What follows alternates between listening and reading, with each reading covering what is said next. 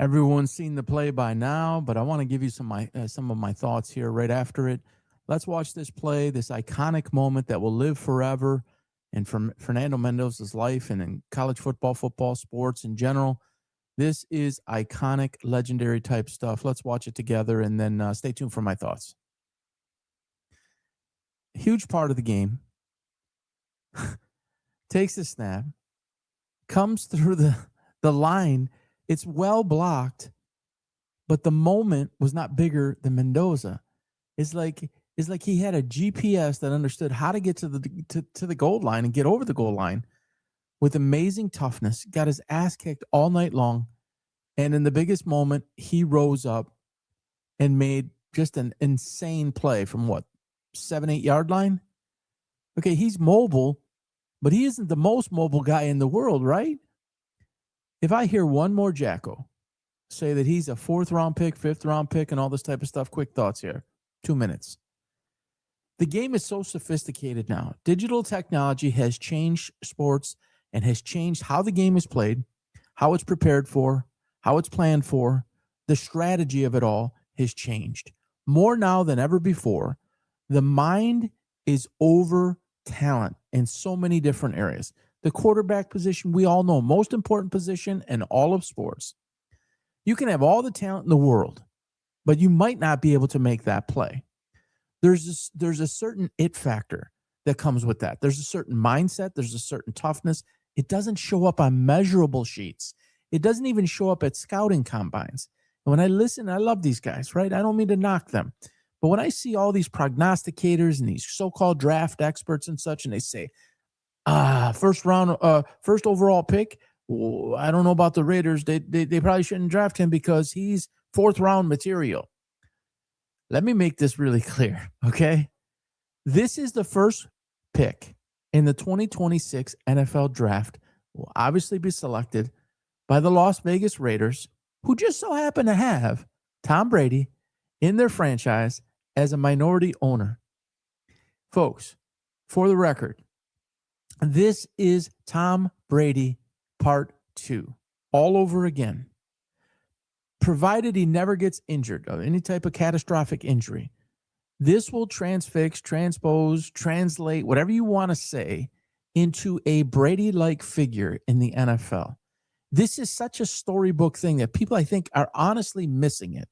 You saw Brady on the sidelines last night. You can see many videos in my on my YouTube channel. Scan that QR code up in the upper right-hand corner where I talk about, I actually think that Tom Brady's going to leave the Fox booth. I've been saying it for 2 years now. I said that after the first year, if not after the first, after the second, that he would depart. There's no more reason now ever than to do it. He's become the best color commentator in the world in 2 short years. He wants to increase his share. We think we understand that. He wants to increase his minority share from 5% to higher with the Raiders.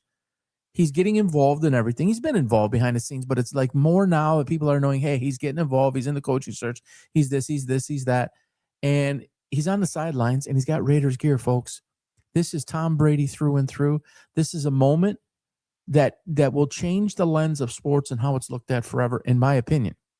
I might be wrong, but I don't think so. There's no way that Tom Brady is a minority owner of the Las Vegas Raiders with the first overall pick, with his name being Fernando Mendoza, being kind of like a mini-me of Brady in terms of not jump off the tape talent, but jump off the tape intellect, okay? He plays the game with high IQ, high intellect, lesser talent. He can make all the throws, but he's smart in moments. He rises not to a moment, he rises above a moment. He defines a moment. He doesn't let a moment define him. You saw that yesterday. Miami has a ferocious defense, okay? You cannot tell me that somebody on Miami staff did not know that play was a possibility. You got 2 edge rushers that are locks for first-round picks. That is an incredible defense. Like, dude got battered like a piñata all night long. Folks, that isn't necessarily talent that made that play, or a lot of what Mendoza does. Yes, there's talent, but it isn't like overlaying of dominant talent. It's a mindset, and it's the way he processes things. It's how he's able to maintain emotion and excel at the highest level when that moment breaks a lot of people. There's something to be said for that. You don't see that on a tape. You don't see that at a combine. Brady much the same way coming out of Michigan. Sixth round draft pick, okay? In today's day, if you redid that draft and you didn't know anything about Tom Brady's career, you would never say sixth round draft pick. You would say something way higher. Again, forget what Brady became and the GOAT and all of that. Just the way that the game is played, managed, critiqued, the digital aspect of it, the sophistication of the game. It's not just about talent. It's less about talent now more than ever before. You need both. Don't get me wrong. You have to have a good blend of both. But you can have all the talent in the world, Kyler Murray. There's a whole bunch of guys that I could list out that are missing the rest. And if you're missing the rest, you could be the most talented person and you might not be able to make that play. Caleb Williams' playoff numbers are absolutely horrific from this year. You can look at it. Follow me on X at PB Sports Talks with an S on the end. Scan that QR code in the upper right-hand corner. It's not good. It's about 50% completion percentage. It is a horrible, horrible touchdown to interception ratio. He can make some incredible plays, but play in, play out, game in, game out, he can't do it. At least not yet. What I think you'll see is Brady and Spytek and Brass will put players around him, give him the highest opportunity to succeed. We are about to see Tom Brady Part 2. I kid you not.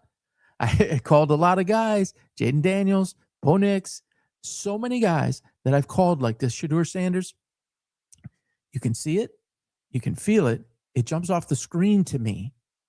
Everybody, not everybody, but there's some people that are saying last night, all he's doing is throwing back shoulder throws, back shoulder throws, back shoulder throws.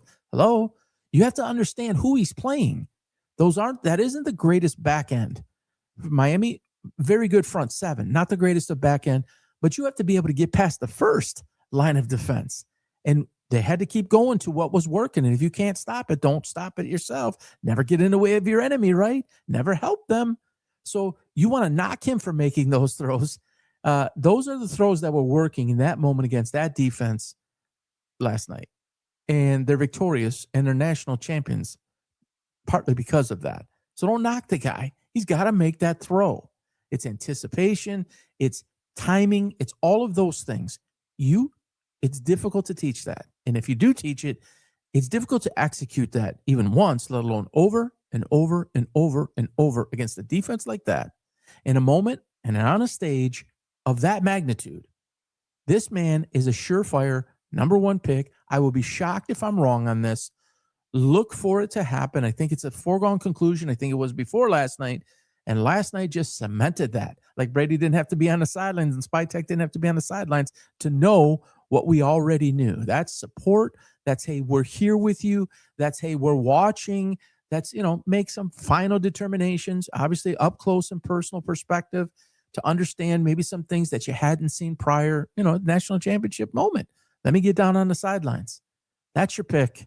And what a great guy. And I said it last night on X. I get emotional every time I see that man's family. Every time I see his mother and what she's going through, and you see the family and the grace that they have as a family, you really can't find somebody more deserving. There's a lot of people that are deserving, but this is somebody you really want to root for.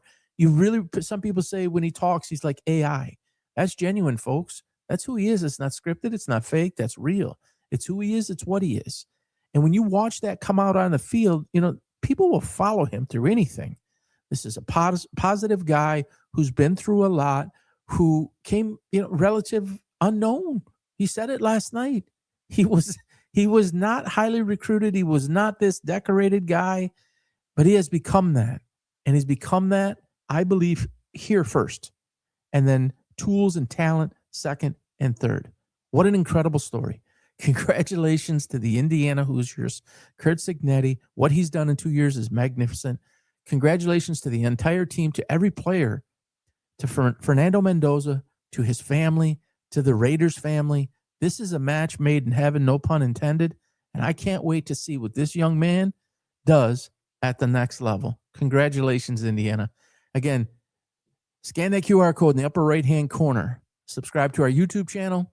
Hit the notify button. Follow all of our content. And we appreciate it. Have a great day, everybody.